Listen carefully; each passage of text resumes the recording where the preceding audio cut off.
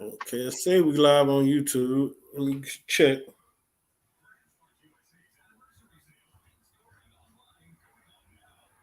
Mm,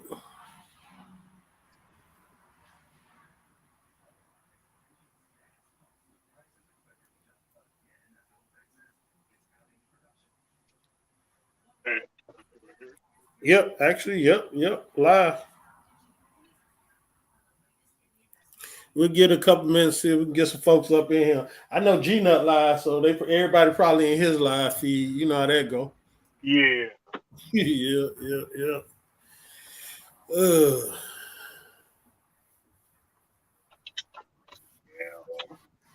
you know, people can always catch this on the replay. We'll see. Oh yeah. I was gonna get it catch it, catch it, it don't. Right now. Mm. Am I But echoing? no, you're not echoing. Yeah, okay. Oh well, we can get it going. People can catch this on the live feed. What up? What up? It's your boy Gangsta G Way here. Um, special guest in the house. Actually, I think I was walking through a truck stop and I turned around and I looked up. I'm like, wait a second, you on YouTube? You show you right? You remember that, man? Yeah, I remember it like yesterday, man. Remember it like yesterday. Yeah. It's been a while since I've been on YouTube because I've been doing actually restructuring everything. So True. This is definitely one of my close at hand mentors. Hey, Miss Richardson, how you doing? Um, show you right to help me out so much through the years, y'all. A wealth of knowledge, and he's agreed to come on today and share a wealth of knowledge on different aspects of specialized freight to help people deal with this market we in today. Before you get in the details, show tell us a little bit about yourself and how do you see the market right now? mm, well, everybody know I've been trucking about like 9 to 10 years. The market, from what I know, spot market right now is kind of shaky. You know what I'm saying? Ain't gonna say it's all the way around the board that it's bad, but it's on the down part right now. And if if I go a little bit farther, we'll start talking about the specialized freight and how to set yourself apart and what you need to do and what you need to do might not be what you want to do, but in order to continue to make money, sometimes you got to do what you don't want to Mm-hmm. Since you've been around, show, hey, what's up, Dirty Broke? Dirty Broke in the building, Miss Richardson in the building. Since you've been around, show, I know you've seen up markets, down markets, real bad markets, like back in '08 or whatever the case may be. Um, have you ever seen a market like this with fuel prices, though? do. Actually, this is record high fuel prices from what I know. Um, I started trucking in like in 2013, 14 as a company driver. So back in '08, I wasn't in the game and then I was actually in the military. But people say fuel is killing them. Um, when it comes down to fuel really doesn't. It matters to me, but it really doesn't. Say for instance, the fuel is $5 a gallon. You got a load that's paying $4 or $3 a mile. You're making anywhere from $2 to $3 a mile out of fuel. Then you got to catch your other expenses in too. But other than that, I remember when I was trucking at Landstar and my profit was $1 a mile. So if I go from making $1 a mile, it go from making $1 a mile to 2 and 3 because the fuel is hot. I'm satisfied. Yeah, I hear you. Um, Now, as far as everything, like huh, especially my dog acting up. Specialized freight. I know you have done different things in the market. Um, good markets and bad markets. You have done different niches. Um, so speak on specialized freight, how that can fight against guys going through what they're going through now versus general freight. But one, specialized freight is tier one freight. When I say tier one freight, it pays top dollar. So when I say specialized freight, it don't also mean that you got to be pulling a RGN or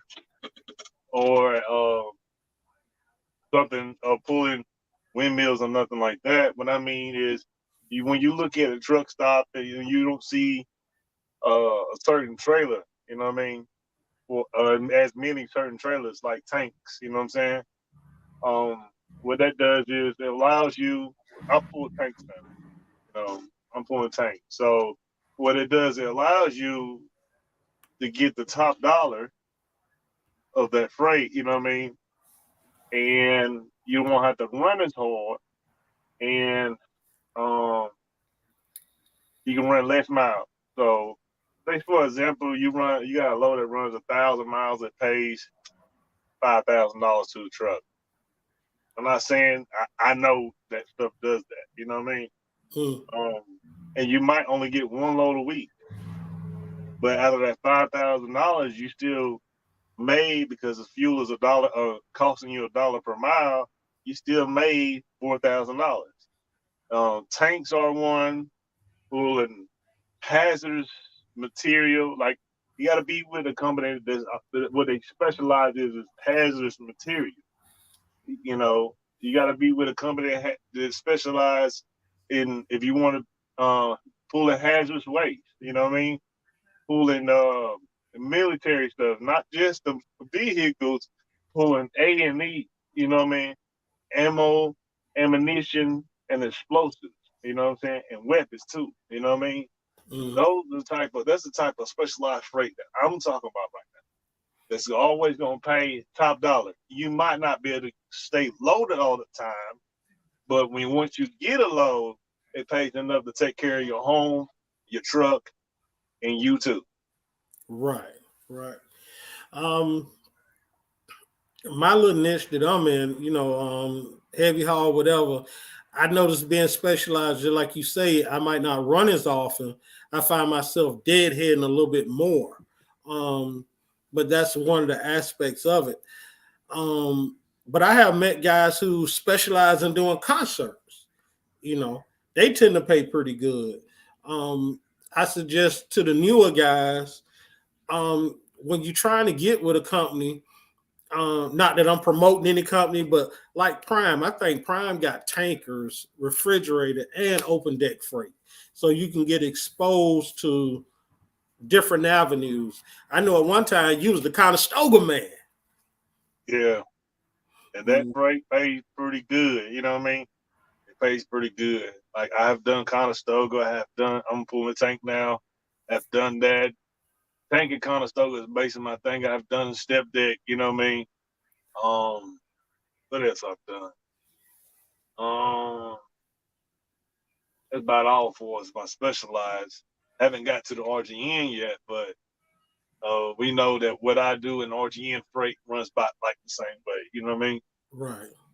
mean? But at the end of the day, you got to get specialized. It is set yourself from everybody else, so you can always make the money that you need for your home. You know what I mean? Hmm. And that's basically it. Shoot, what else I got going on? What else I done?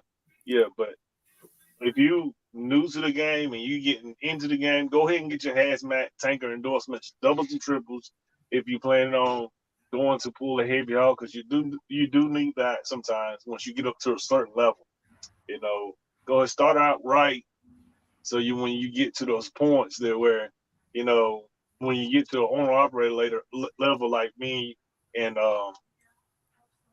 Mr. Nathan is, shoot, we can you can stay ahead of the game and not be crying as much, but you can still pay your bills and stuff and not struggle as much. You know what I'm saying?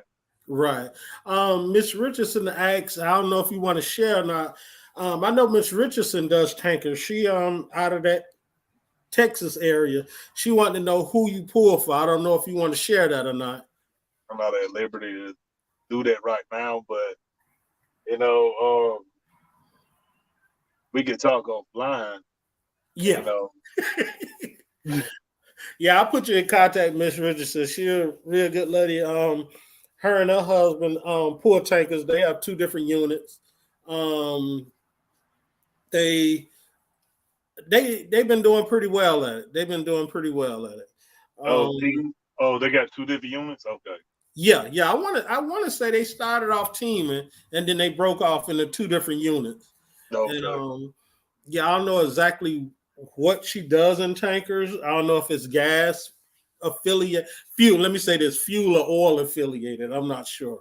okay. I'm not sure. But But even with tankers, there's so mm, much you can go into. You can go in food grade, dairy, fuel, oil. Okay, Miss Richardson say not the husband. Okay. I'll leave that alone, Miss Richardson. let me see. um, as far as which one that you I think Sheldon dropped off. Hopefully he'll get back in here. I ain't that entertaining. But it's so many different avenues. That's one of the reasons when I came over here to Landstar. Okay, show coming back in. Um, between Calvin and Show You Right, that's one of the reasons why I went to open platform was to try to separate myself a little bit compared to just general freight. Nothing's wrong with general freight, but I remember when you see something on a load board, okay, all these loads paying $1.75, $2.10 a mile. Then you all of a sudden see something paying $4 a mile. That load could be on the board 1 minute, but by the time I call, everybody and their mom done called on that one load. So it was more competition. So that's why I kind of geared towards open platform. Yeah, with the also too, it's a division at Landstar that has crane trailer. Oh Trailers with the yeah. cranes in them. That is specialized too. That is super specialized. You know what I mean? Uh, they pay real awesome too. You know. Yeah, yeah. Actually, when I was out in California, I was talking to you about that, and I was like, "Yeah, I know a guy that called in on that." Chuck, hopefully Chuck watching. Um, and I was telling him about the conversation me and you had with that particular about that particular agent. Specialized freight, you get paid very well going out for your runs. But once again, after you completed your runs, you're limited on what you can haul back. But those loads pay so well, you can dead head back home. You might as well. You know what I mean? You might as well just dig head back to the money hole, which I would call money hole, and get you another one, or you know, go back home and take a day or two off and go back and do it again. And, I know a guy that used to pull them crane trailers. You talking about the fuel surcharge be so high? I'm talking about when fuel was cheap, like Mm, $2.50 a gallon. The fuel surcharge was so high. I said, that is how much I'm making off the whole daggone load. How your fuel surcharge is like that? You know, but those crane trailers pay, but it's something that some people, that's another thing some people don't want to do. You know what I mean? Because you do go into high volume cities, you know what I'm saying? Like LA, New York City, the Bronx, the Barrows, you know what I'm saying?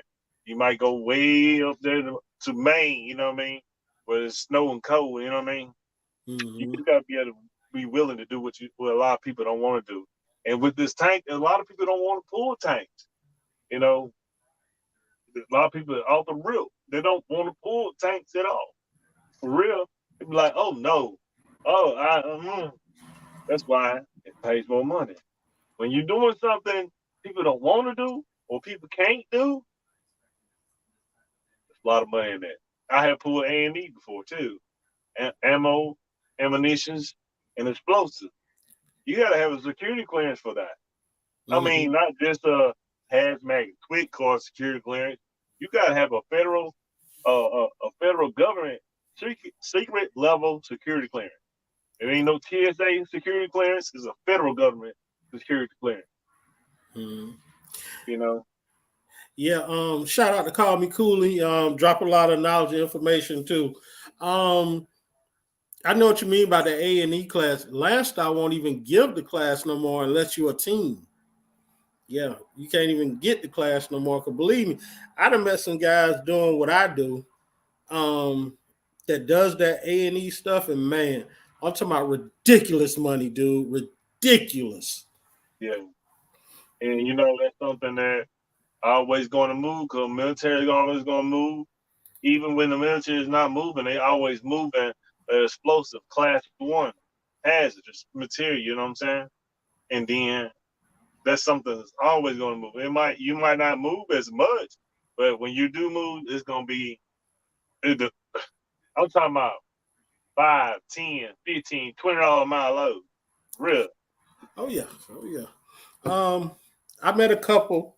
I ain't gonna expose them, but put it this way: they say they made high six figures. I'm talking about over the $500,000 mark, and they say they really didn't even work that hard There's as a team. there's a company called if they're interested. There's a company called Secure Land Transport.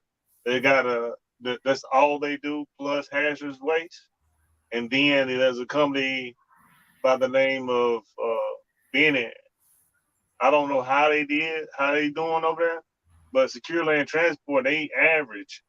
They advertise, and I've been there. They advertise Mm. $500,000 per truck. Wow, Literally. that's good money. That's good money. I ain't seen them numbers yet. Speaking of another specialized company, me and you was kind of talking about this earlier this morning. Southern Pride, they mainly do jet engines. That's their thing. You see some of them guys with the big ARI sleepers, you know, that's their thing. There's so many different divisions you can go into besides just general freight. Now, just think people just need to open their eyes to that when coming into trucking. Don't be so closed minded. Not only over the eyes, bite the bottom lip and run with it. You know what I mean? I'm trying to tell you, like you might not want to do it, but at the end, it'd be worth it. You know what I mean? To me, it's worth it. You know what I mean? Um, and not only uh Southern Pride, you got Southern Aviation too. You know what I mean? But these companies, they want you to be, they want you to have flatbed experience or some type of open deck experience, and then you got to have an established team. Like you and your partner have to be running. I know Southern Pride said 2 years. You know what Yeah. I'm saying? Southern Aviation might be different. You know what I mean?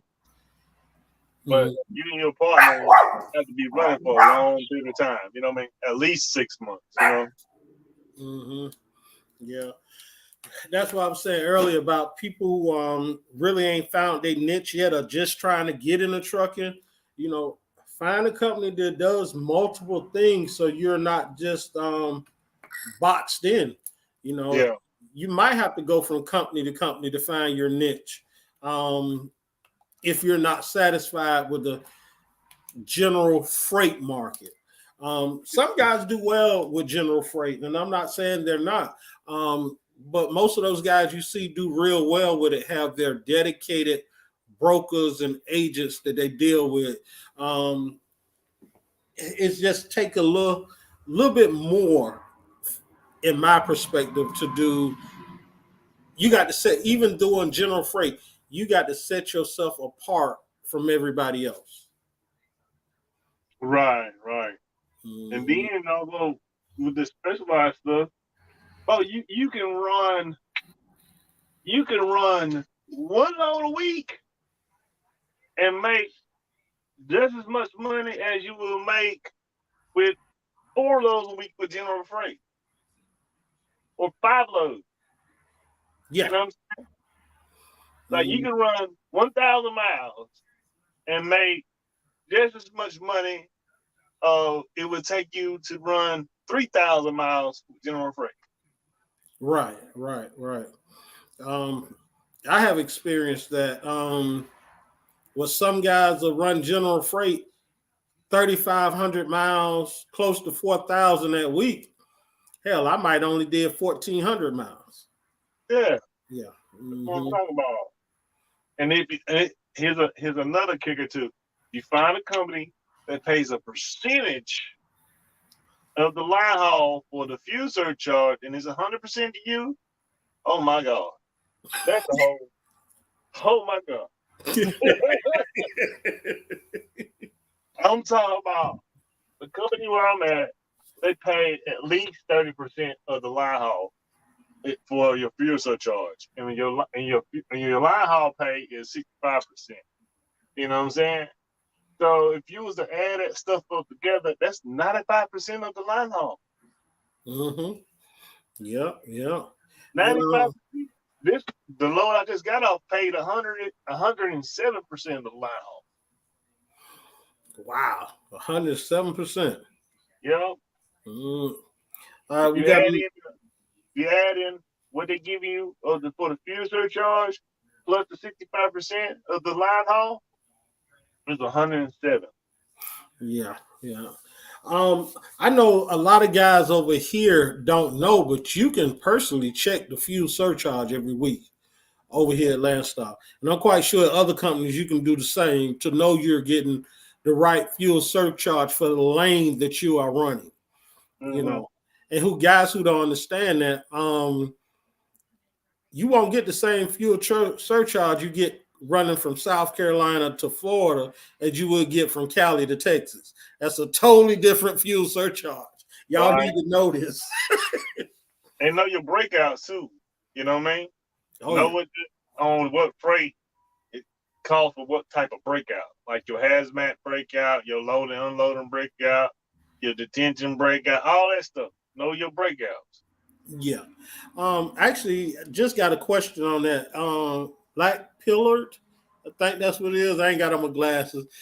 G-Way, do you run a lot of permanent loads or do you stick with legal? Um, I'm gonna say I run a lot of permanent loads, period. For two reasons. My truck and trailer is 58,000 empty. So by saying that anything over 23,000 pounds, I still got to pull at least an overweight permit. It could be legal dimensions, but now I'm overweight. Now, what Show was just saying about the breakouts, for me, I will pull oversized loads or overweight loads. As far as my breakout, if I see a load on the board paying $10 a mile, most people are like, man, that's money. But if I look at the dimensions and see I need a pole car, I need a pilot car, and the permits I got to pull. Now, off top of my head, pole cars running over $2 a mile right now. Pilot cars are close to $2, $1.95 a mile. So that $10 now went down to $6. And if I got more weight, a lot of weight on me, I'm burning more fuel. That $6 went down to $5, etc.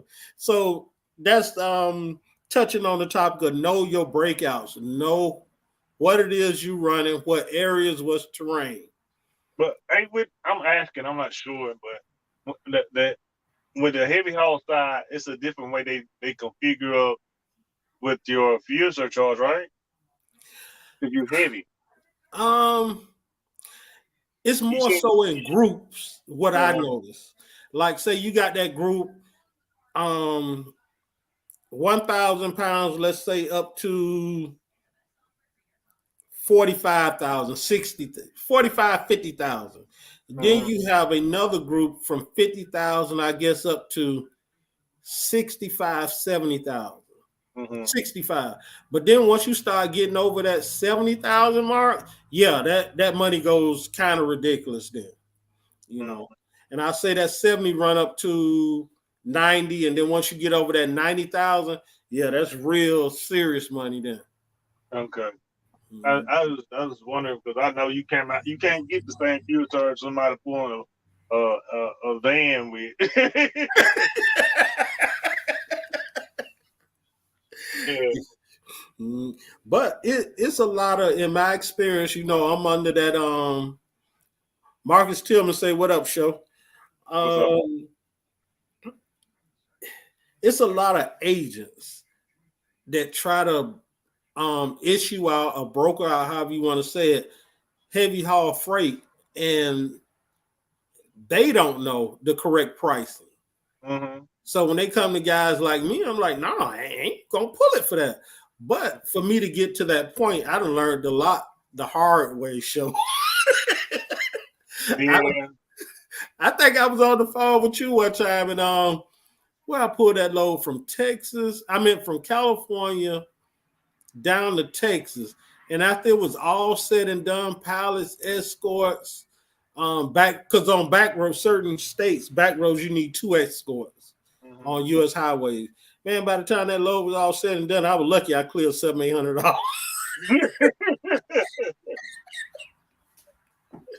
Paying everybody else. So I done learned the hard way out here. Yeah. And sometimes you might have to wait all week, maybe 2 weeks, maybe 3 weeks. But best believe when you get one, you got one. You know what I mean? Oh yeah. Real, for that next load, I ain't gotta wait that long.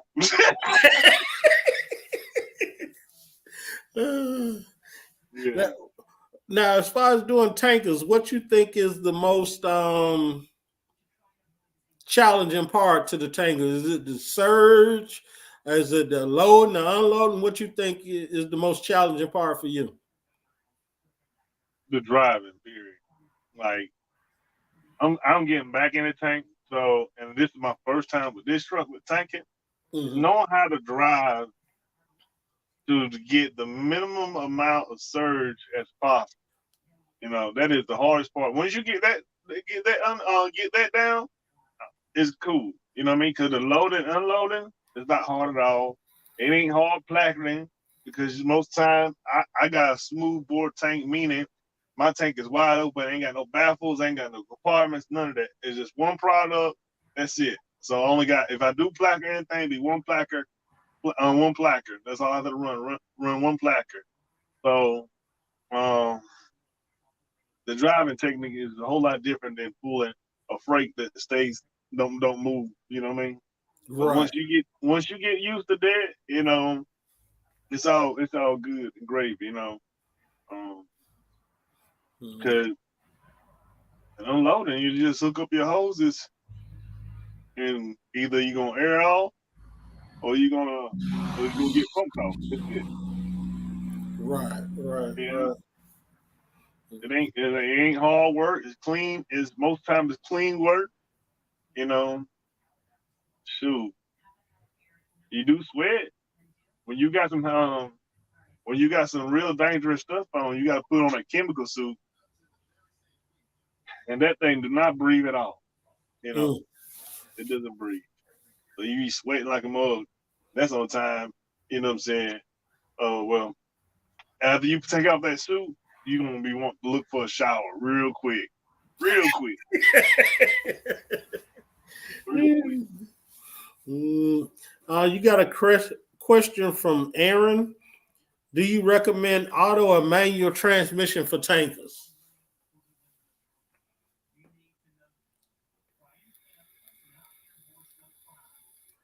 I mean, it doesn't matter. I mean, for real, it doesn't matter. Easier driving, automatic. But it doesn't matter. It's gonna make you the same money. Yeah. And just come along with your preference. So, I've been driving for 10 years. I'm tired of changing gears. me and G-Way was talking earlier. You know what I mean? Sure, if I get another truck, I don't care if it's a W9, I'm gonna have an automatic in it. So that's just it. So you can laugh at me all you want. Oh, you got a W9 with a. Yeah, I don't care. You're not making a tractor payment for me. Okay. I hear you. Now back to the tanker itself. Don't they have different tanks like what you call it, bulkheads? Like it'll cut down the surge on you. Is it different tanks? Yeah, that's called baffle tanks. Tanks that got baffles in them. What it is, it's a section. It is section out tanks. So it's probably got like 2 or 3 sections in it. Where when the surge coming, it's slowing the surge down in them. But like my tank is smooth bore, so I don't have no sections, no baffles in it. You know what I'm saying? Mm-hmm. And when that surge hits you, it'll hit you. You know, I had the tank one time. I hit the brakes one time. It didn't hit me right away. It waited until about 15 seconds, and I thought somebody hit me in the back. It hit me in the back of my trailer, man. It scared the mess out of me, man. Real. Mm-hmm. I mean, when it hit. I mean, it hit. For real. Now, as far as weight, y'all always legal weight, correct? Yeah, we always legal. You got to stay legal all on. Supposed to be legal all on both your steers, your drives, and your tenders. Oh, okay. But what I'm encountering now, since I got to get a riser on my truck because of the way the tank is leaning, the way the tank is leaning forward now. So I need to get a riser to get the tank to raise up, so all the fluid can go to the back. You know what I mean? And I can load 45,000, only put a half tank of fuel in my truck, and I'll be 75,000, but I'll be like 200 or 300 pounds over on my drives. You know what I'm saying? That's what I'm facing now. But I'm gonna get a riser. From what I've been told, it costs like $2,000, and the whole system, not just the riser pieces. I'm gonna get the whole system and put it on my truck, and that way they'll make the fluid go all the way to the back a little bit more, and that way I can put more fuel in my truck. Oh, okay. Okay. Yeah, didn't know that. Didn't know that. What about the surge on turns? Is it more of a surge on turns, or is pretty natural? I mean, not really. I mean, it ain't no real. I haven't felt a surge. I haven't felt it to go like this yet. You know what I mean? You don't want that anyway. You know what I mean? On Right. turns, just be cautious. It's morally what I figured out is the jerking. You know what I mean? When the truck jerk, that's when you get that fluid to moving. You know what I mean? And be honest with you, more tanker trucks wreck. More tanker trucks turn over going straight than around curves. Oh wow. That is, when I went to orientation, I was like, what? How is that possible? You know what I mean? Because somebody jumping somebody and the driver ain't realizing he'll jerk it this way or he'll jerk it that way, and it gets that fluid moving, and then thing you know, that tank goes like this. Boom. Yeah, yeah. That's crazy. That's crazy. That's one test I haven't passed. I think I need to go ahead and schedule my tankers. I was telling you that earlier. What's fun about tanking though, like I like this. Like I said, this is my first time tanking as an owner operator with my own truck and everything. It's fun that I realized the other day when I was going up the hill, it hit back because I had downshifted and that jerk made it hit back. But when it came forward, it pushed me past the trucks. That was funny for it. Yeah. I got to put you in touch with Miss Richardson. She said if you come to Houston, she can tell you where to go. So I don't know what that. Yeah, don't know what that is, but yeah. Oh, okay.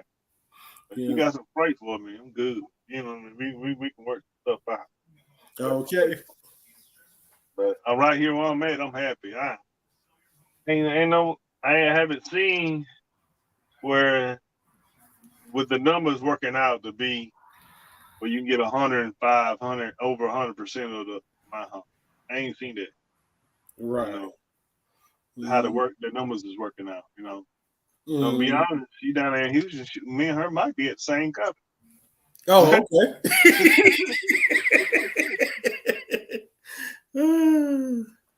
Let's see, Black Pillar. Okay, first Miss Richards say fifth wheel riser. Okay, that's what you was talking about. Yeah. And Black Pillar, how do you calculate the dollar per mile? That's an open question, Black Pillar. What's up, trucking official Willis? Um, I don't know how you mean that, like your cost per mile, your rate per mile. You know, you got to get more specific with that one. And since he talking about general trucking questions, in your career offline, we was talking earlier. Um, I have came across situations. You have came across situations. Um, Even in a life scenario in trucking, sometimes you have to step back in order to move forward. I know I done came across some challenges. What's your comment on that, show?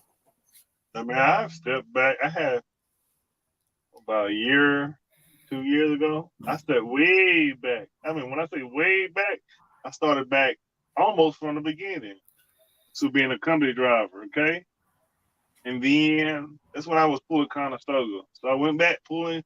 I went pulling Conestoga and being a company driver, and then a year later after that, because of COVID, I ended up being a lease driver.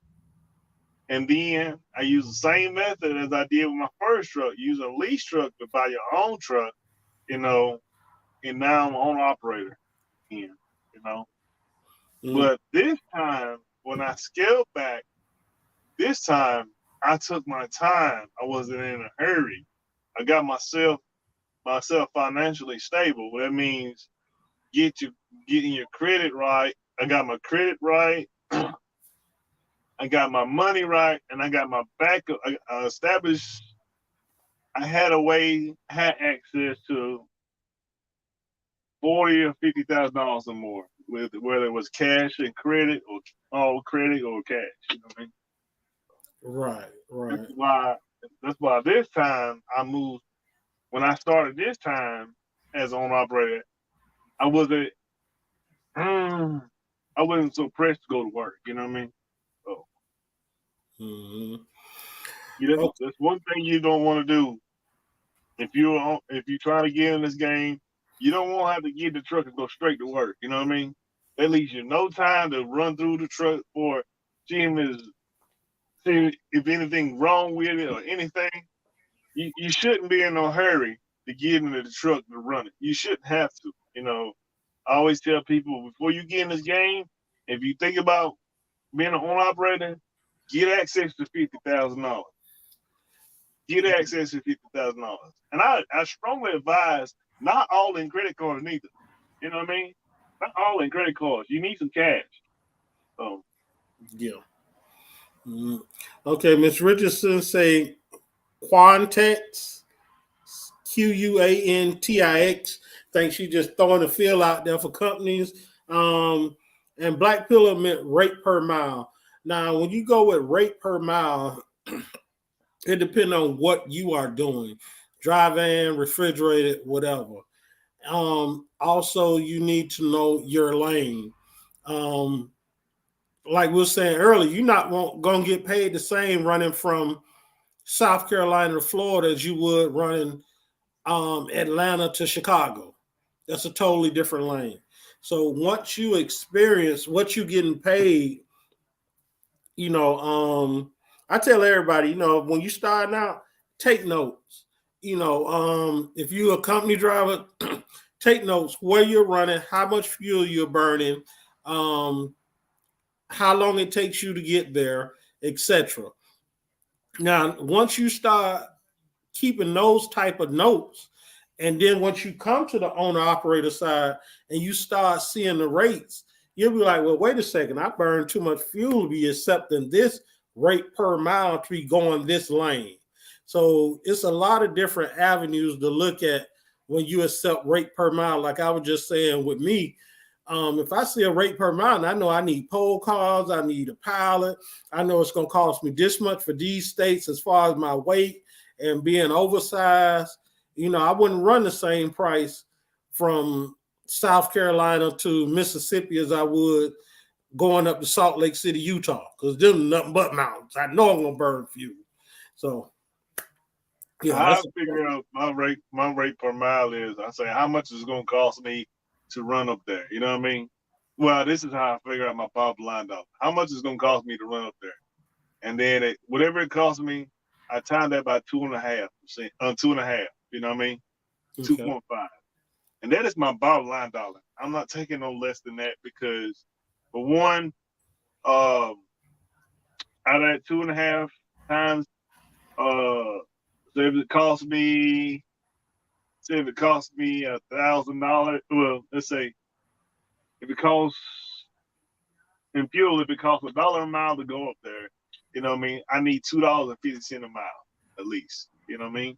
So that leaves me $1.50. You know what I mean? And being $1 a mile is going towards my truck, 50 cents a mile is going to me. You know what I mean? So that is that's my analogy of how I do things. You might do it different, but at least 2.5 times of what it costs to go out there. You know. Right, right. Miss Richardson, I guess she was asking Black Pillar. Do you run? Well, maybe she asking you. Do you run regional or do you run OTR show? I run OTR. I'm into something with Miss Richardson probably already know. In Tanker, we don't really call it OTR. We call it system. So I run the system. So yeah, I go anywhere I can except for California because I can't go to Cali. No, okay. You say you don't go to Cali? No, I don't. So when the last time you been to Cali show? 3 years. Whoa, dang, man. 3 years ago. Yeah. I just came back from Cali and that was my first time out there in probably about 9 or 10 months. I don't care for running Cali too much no more. What? It's not that the point I won't go. It's just I can't go with this truck. You know what I'm saying? I mean, we got freight that runs out there, pays out the wazoo. But my truck, I don't go. You know what I mean? And at the same time, if I did just as many miles in state as I would take 2,500 miles to Cali, I make the same amount of money. You know what I'm saying? So there's no reason for me to go to Cali. You know.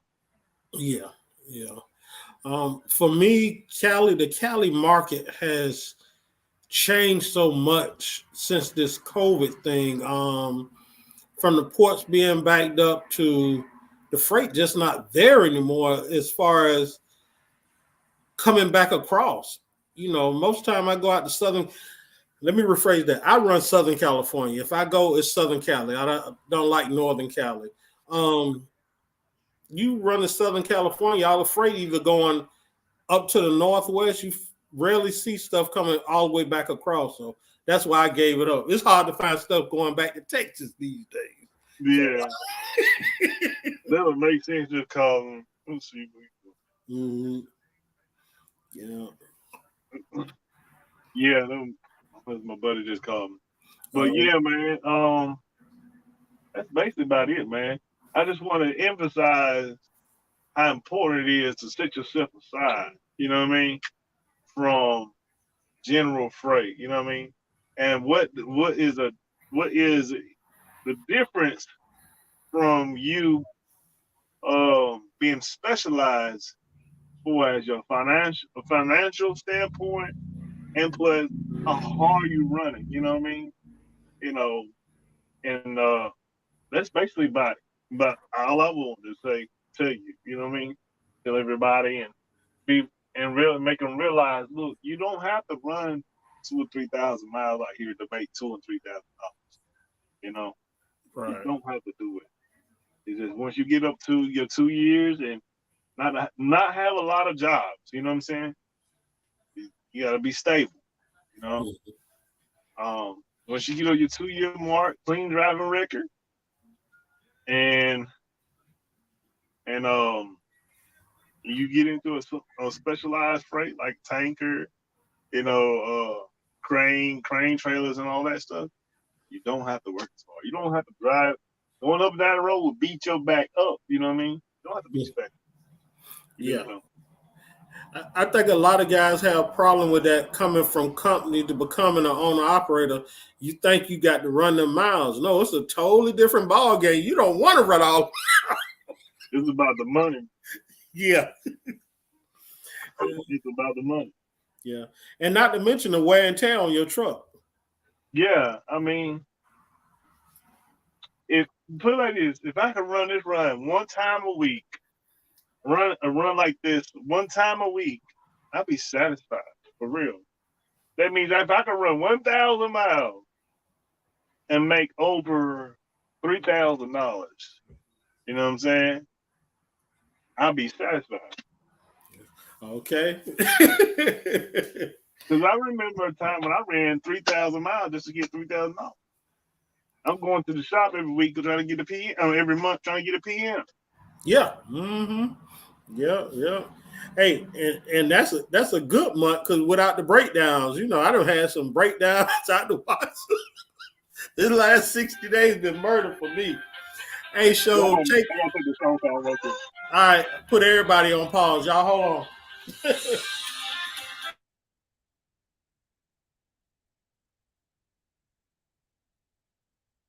Hello, this is Danny.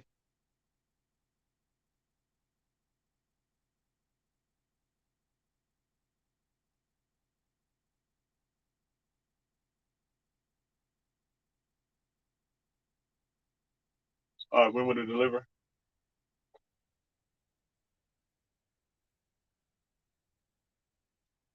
Right on. It loaded today, right?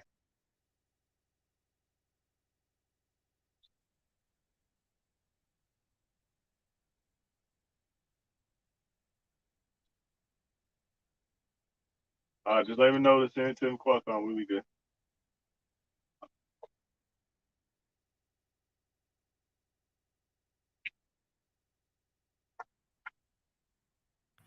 Hey, show, take over for a second. I got a phone call myself.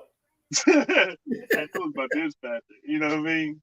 I can't. How do you do the chat? I'm trying to see the chat and stuff. Any questions? How you do the chat? Uh, you got to go to the comments to see the chat. Uh, or comment. Oh, okay. To the big business.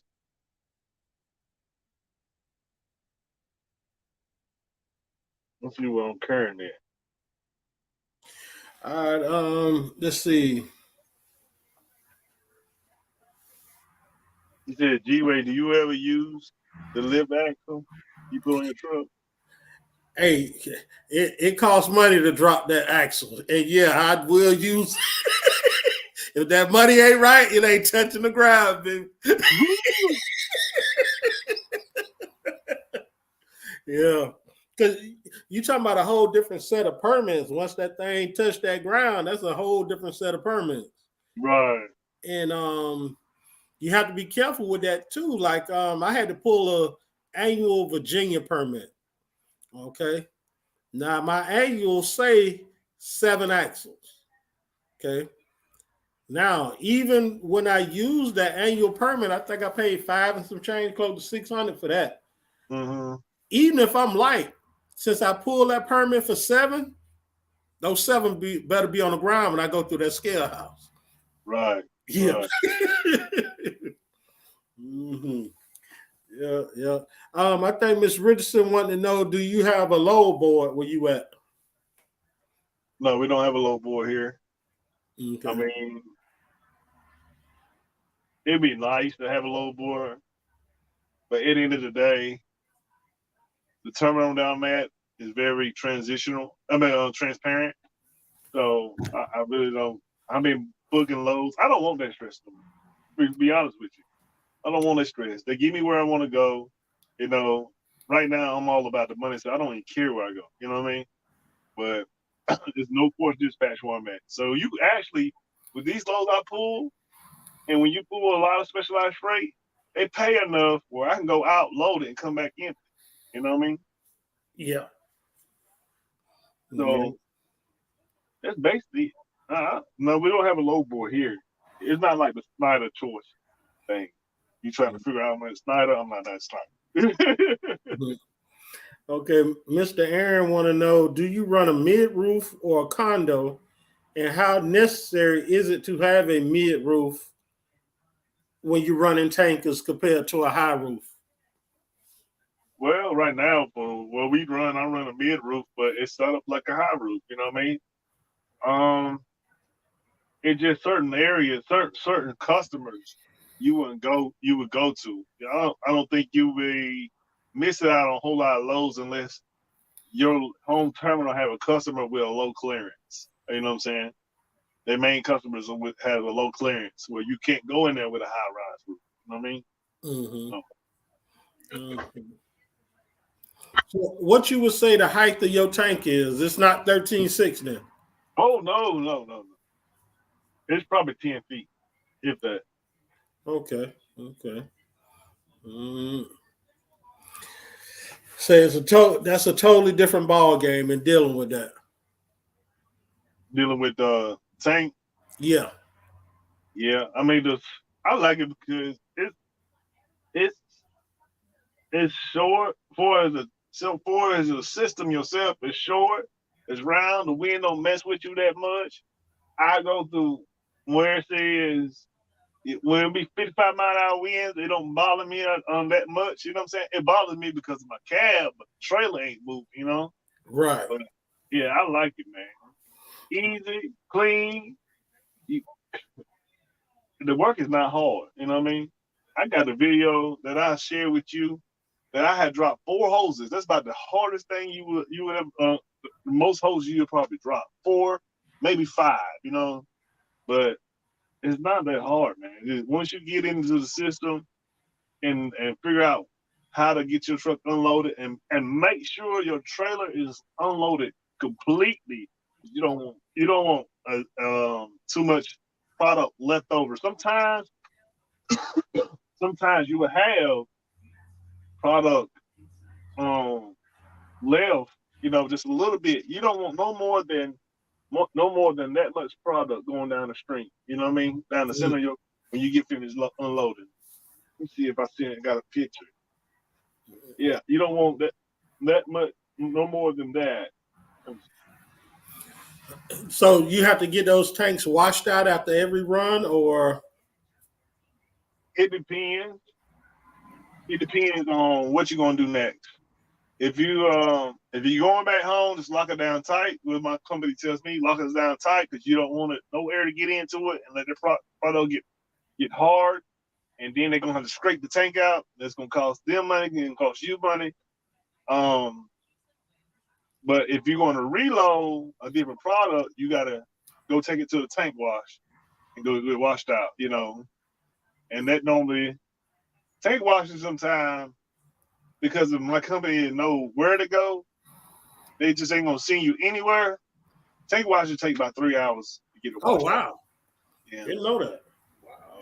but hey, that's after you got unloaded. You go take a shower, call you something to eat, get your load the same day or the next day. You know, like it's no rush. Take your time, do it right, and smile while you're doing it, man. It's I'm serious. This is like it's not hard at all. It's only hard when you make it hard. It's only hard when you skip steps. It's only hard when you don't do what you're supposed to do. You know what I mean? There's only time when it's hard. More likely on tank is just there's more waiting than riding most of the time. Mm-hmm. So now when we thumping, we riding. I mean, when tank is put is thumping, and you gonna see 10, 15,000 weeks. You know what I mean? But Wow. as I see right now, it's good money. Put it like that. But what I see right now is more than I seen on a regular basis than I ever seen consistently in my trucking career. You know, Mm-hmm. in True. specialized freight, put it like this: if you pull a specialized freight and your check at the end of the week after fuel after deductions. If you pull a specialized freight and your check ain't $5,000, something's wrong. Is I'm wrong? Is I'm right or wrong? Oh, You you're like, right. You're right. You're right. You're right. Mm.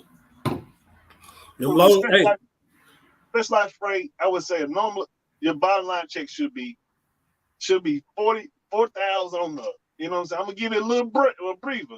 4,000 on the consistently. Every time you turn that key, crank it up.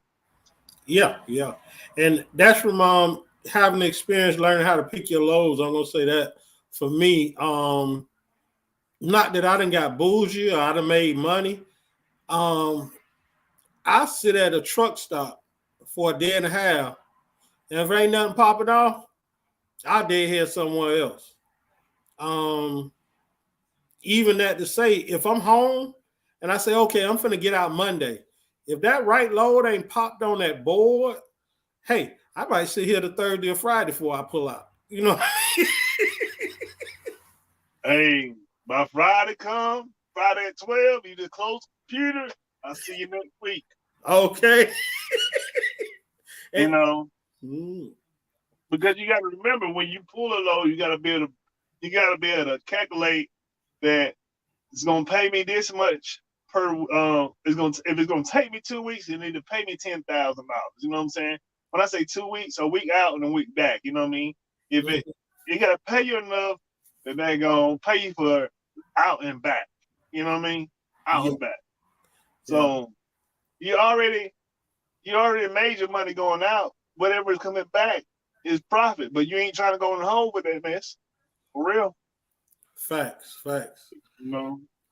Mm, let's see. I've been running the RGN 3 axle. I've been heavy haul for 4 months now. These permits have been kicking my ass, and I'm trying to get stronger at knowing my numbers. Um, what I could say as far as permits, once again, take notes. Like I know off the top of my head, if I'm going to Texas and my load 9'7", I know that's a $60 permit. But I also know if that load 9'7" and I'm 100 and well, let me take that back. I'm 97,000 pounds. I know that permit had jumped up to $210 that fast.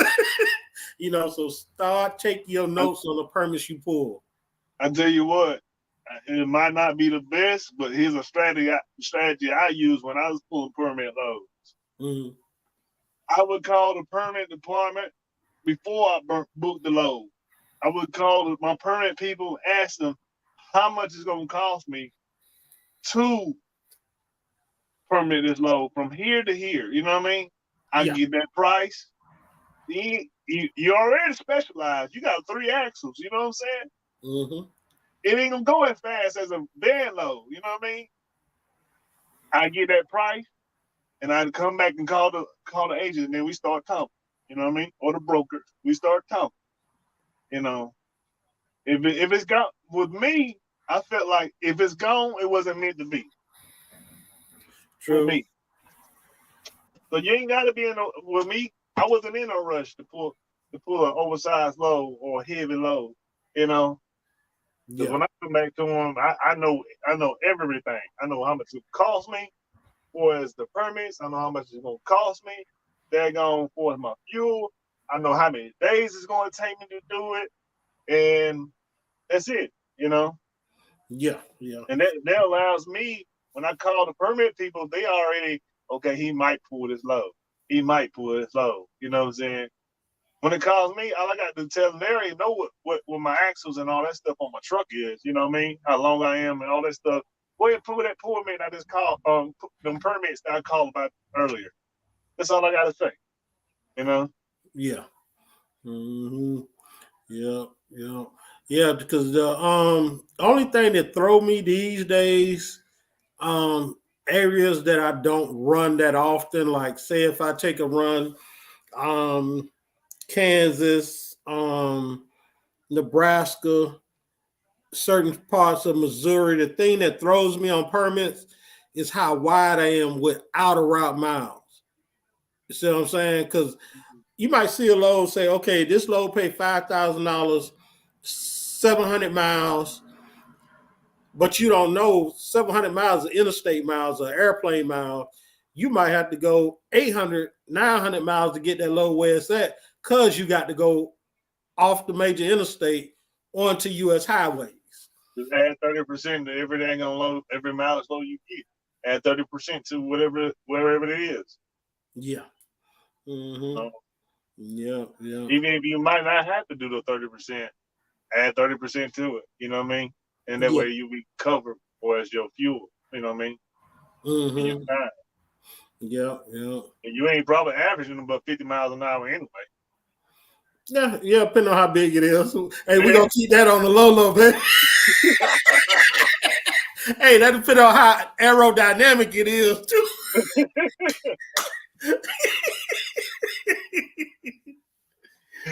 Yeah. Mm-hmm. We was talking about that earlier too. Fuel mileage. It's guys out there could run 62, 65. Mm-hmm. Me, I'm anywhere from a 70. I'm sorry, 67 to 72 mile an hour driver, depending on how heavy I am. What have you noticed as far as your fuel economy compared to doing other type of freight? I haven't noticed none yet. I haven't really, because of my way my fifth wheel side, and I haven't been able to fill up my tank yet. I got an old school truck, so the only way I can figure out my fuel mileage is fill up the tank, go down the road certain many miles, and then fill it back up and count and calculate it from there. I haven't been able to do that. Yeah. But my truck, it is set up to run fast. I'm serious. I look at the dash. It says the max. My peak. My horsepower is at 2,100 RPMs. That's what my peak horsepower at. So it's set up to run fast, and I don't hit 2,100 RPMs until I'm over 73 miles an hour. Wow. Or 75. I just told a story. I don't hit 2,100 RPM until I'm 80 miles an hour, and I'm not running 80 miles an hour. Right. I feel you though. It's just the way it's set up. I got a 10-speed, even full transmission with 355 rears. And evidently my transmission gear is geared real high. You know what I mean? Mm. Compared to my three matched up with the 355s. You know what I'm saying? Because normally 355s, when you going 75 miles an hour, you be well over 2,100. Somewhere along going about 2,000 to 21. I had a truck to do that. You know what I mean? Mm. But evidently my transmission is geared real high. You know what I mean? But Right. Just because of the way my truck is set up, it run 102. It's straight up. But you catch me doing around about 70. Excuse me. Sorry about that. Yeah, you catch me doing around about 70 when it's legal for me to do 70. You know what I mean? I think that's something guys need to look at too. That's looking into buying trucks. Mm-hmm. I don't know if you've been paying attention lately or not, but I be seeing trucks geared 280 rear ends, 285. It's like, pay attention to what your truck is spec for. That truck, a person in the Northwest wouldn't buy the same truck a person running just Florida would buy. Pay attention to the specs of those trucks, please. Right. Yeah. But I wouldn't buy a truck only geared that's only what you call it, a 4x2. Yeah. Yeah, I wouldn't do that. 6x2, whatever you want to call it. I wouldn't run a truck with no less than With a 336 tag wheels. Yeah, dummy axle, whatever you want to call it. Yeah. Yeah. Unless you're running flat land, that's the only way. Well, you got some of the trucks geared like that. I mean, with like that run nothing but the mountains. You know what I mean? But Shoot. The stuff that I pull, I need all 8 back there pulling. You know what I mean? Shoot. Mm-hmm. Yeah, yeah. Put them on the ground. If you got to lock it in, let's go, baby. Let's go. Let's go. Let's go. Mm-hmm. True Yeah. that. Mm-hmm. But at the end of the day, that goes to too. Get your truck. When you buy a truck, you need to know what kind of freight you're gonna run. Because according to your freight is what kind of truck you're gonna need. You know what I mean? Mm-hmm. Yeah. A lot of guys just say, "Oh, I'm going to get a truck. I'm going to get a truck," not knowing, that there's more to it than just getting the average Joe Blow truck. You wouldn't go out and go get a Pro Star International to do heavy haul. You just wouldn't. No, I mean now if you was buying a ProStar International and you're gonna spec it for heavy haul, there's some bad trucks, you know what I mean? But Yeah. just to go get a used ProStar International and not spec for heavy haul, crazy. Yeah. Yeah. You know. Yeah, I recant that. Yeah, I have seen Pro Star International with I want to say he had 391 reels. Mm-hmm. Yeah. Mm-hmm. Them daily trucks, them daily trucks, you know what I'm talking about, out of Pennsylvania, Mm-hmm. they got a lot of ProStars pulling heavy haul. You know what I mean? I think it's Rhino too. They got a lot of ProStars pulling heavy haul too. But they spec'd out, them trucks come straight from the factory, ready to daggone pull it. You know. So Official Willis. I'm not hating on the Pro Star. Hell, I own a Pro Star, baby. I got one. let me tell you, my buddy got a ProStar right now. He's running. And when it comes down to business, and saving money, a ProStar, a brand new ProStar with a Cummins engine, I'm really concerned about it. I think that's one of the ugliest trucks out here, man. But I don't care because the fuel mileage is crazy high. I don't care. I'm not in this business to look good. I'm in this business to make money. You know what I mean? Yeah. So his Mm-hmm. fuel mileage is up 8.5, 9 miles to the gallon. He's going from east to west. I'm talking about not just California. I'm talking about up to Oregon and stuff. You know what I mean? Mm-hmm. All the hills, man. He got me thinking about that. I'm like, if he doing that with a box, I wonder what I can do with a tank. Yeah. Mm-hmm. I ain't got Yeah. no wind or nothing. Yeah. Yeah. Yeah. You know, me and you was talking about this too. Yeah, I got a W9, but hell, I'm not getting the fuel mileage, that I would get in a T680. You see what I'm saying? Just for the aerodynamic.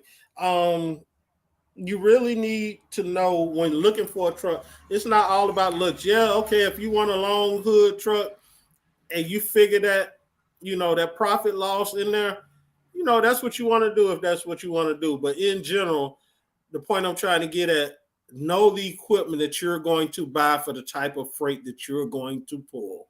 Yeah. So Mm-hmm. W9 fits well with your outfit. You know what I mean? Because Mm-hmm. for one, I don't care what kind of truck. When you pull it 120, 130,000 pounds, your fuel mileage ain't gonna be great anyway. Okay. So you might as well look good doing it. You know what I mean?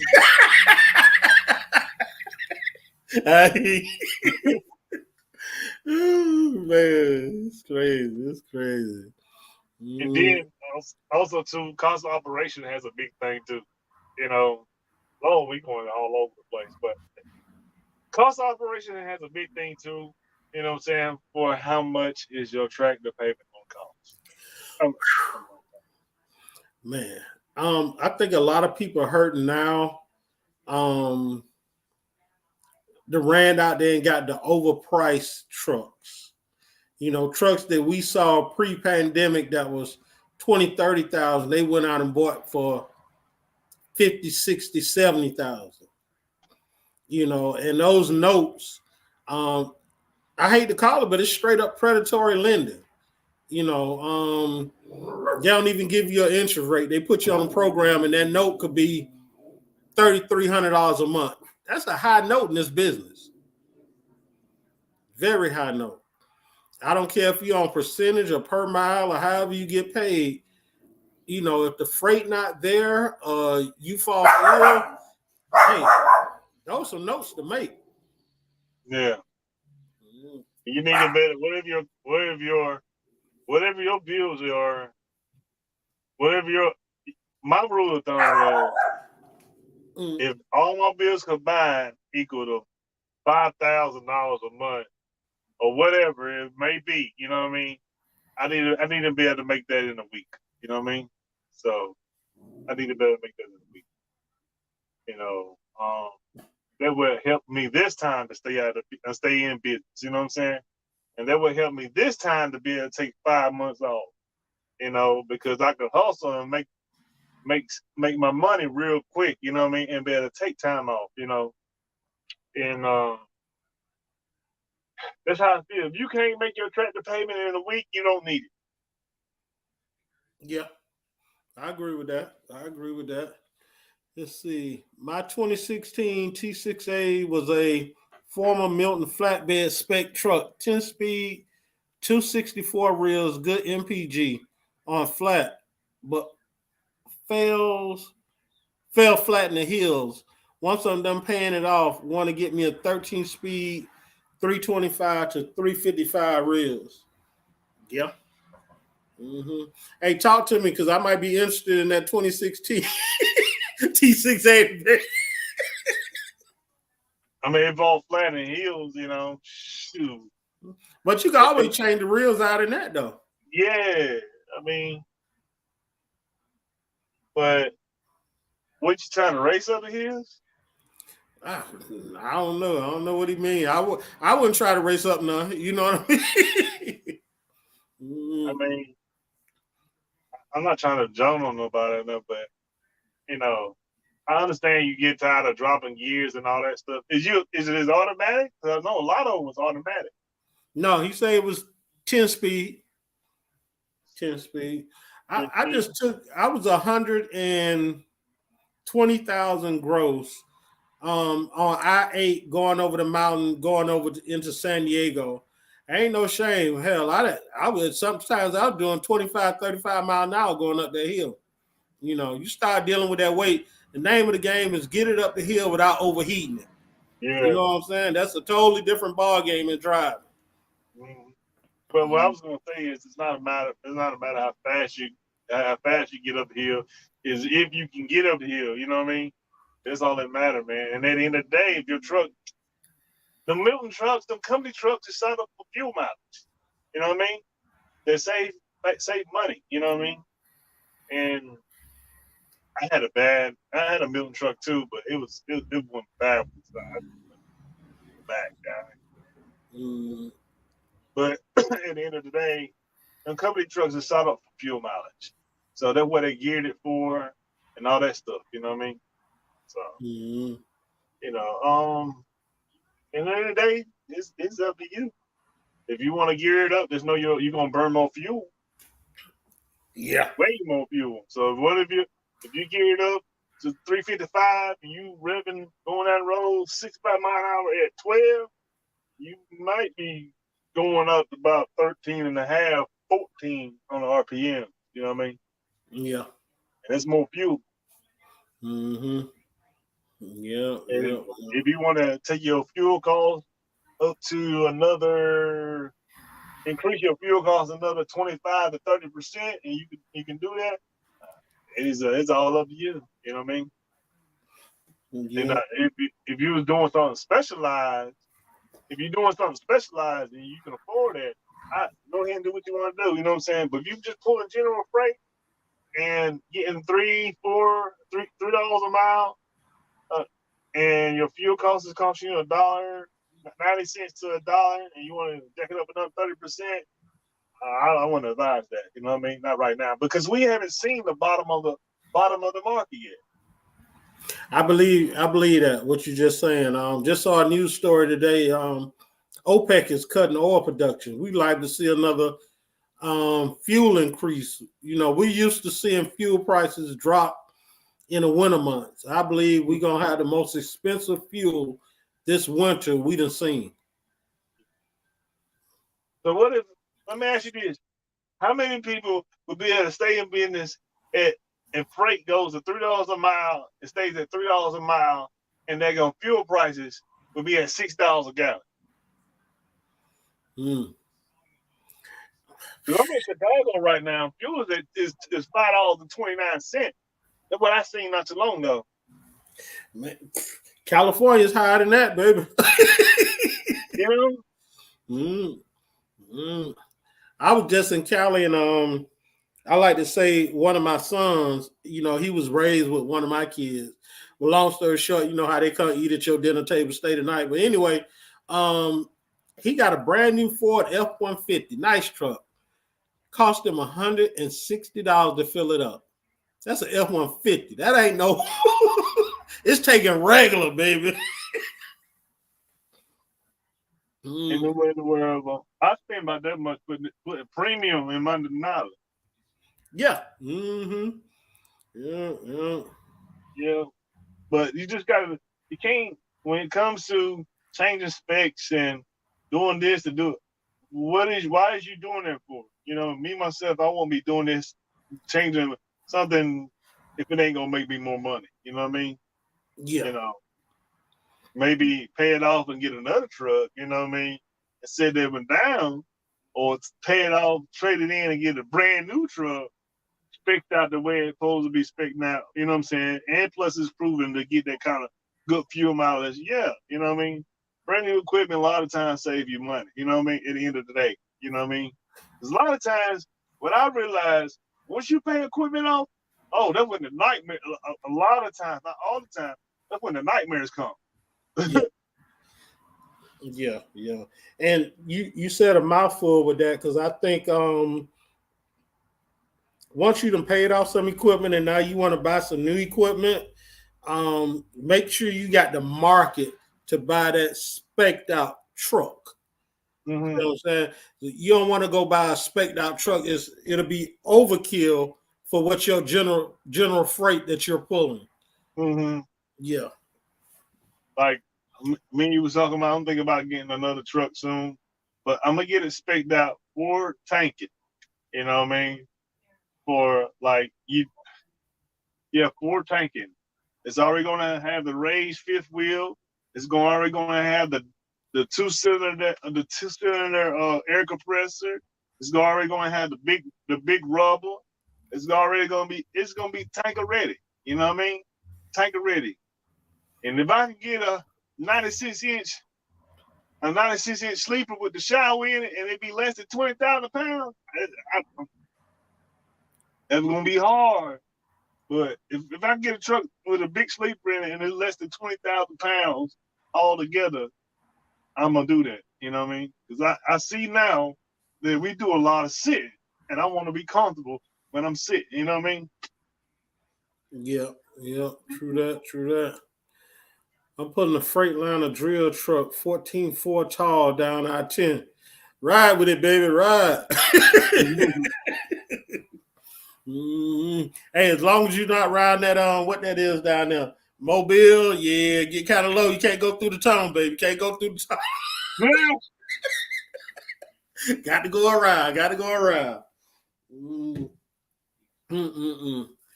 Well, show, I'm finna get ready to get out of here pretty soon.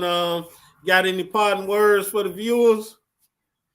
Trucking ain't easy, buddy. Trucking ain't easy.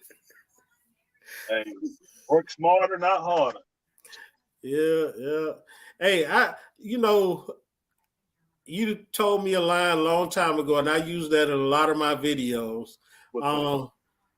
Trucking is an industry that make a grown man cry sometimes, boy. It'll hurt your feelings.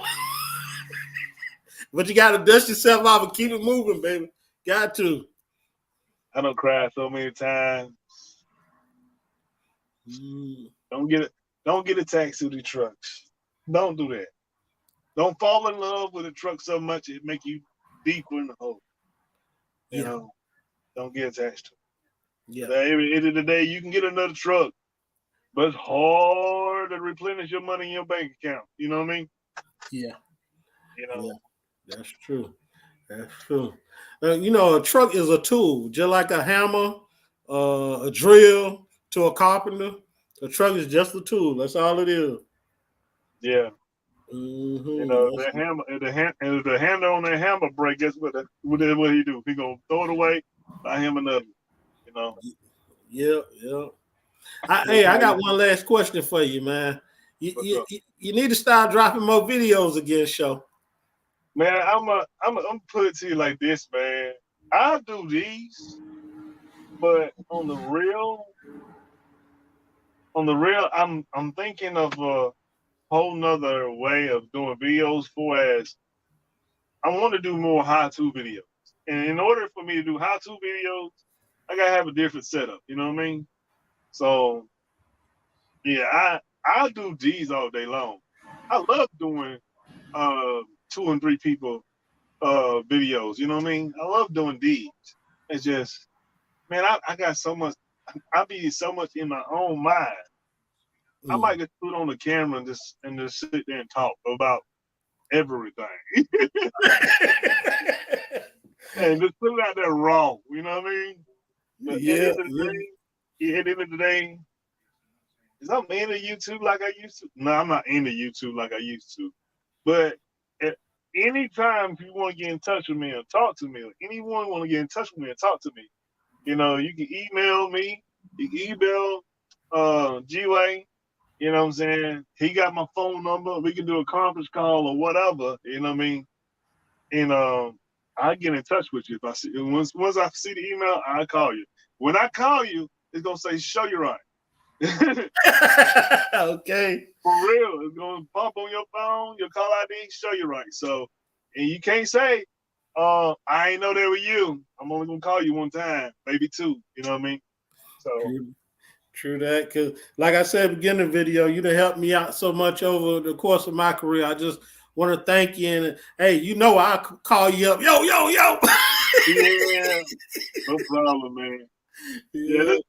this is a video that you might want to edit, and if you edit, cut it, slice it and dice it, send it to me. I'll put it on my page, and we'll put it on your page at the same time. You know what I mean? All right, that sounds good. And I tell you what, I'm gonna get in touch with Miss Richardson. Maybe I can get y'all on one week, maybe next week. Y'all can talk about that tanker game a little more in depth. Yeah, like I'm not. I'm gonna be honest with you. I'm not super, really, really all together with the tanker thing because with my experience, I probably got all the time. I probably got 8 months total with tanking experience. You know what I'm saying? Because Mm, I've done so many other things. You know what I'm saying? But tanking, it always lead back to tanking, and it always led back to flat back, and a step deck. You know what I mean? mm. So I chose between the two. I didn't want to work that hard. I chose flat. I chose tanking. True that. True that. So, Yeah. Well, all right, sure. I appreciate your time. I appreciate everybody stopped through the chat and participated. Once again, it's your boy Gangsta G-Way. Keep the rubber side down and the shiny side up, baby. I see. Peace, y'all.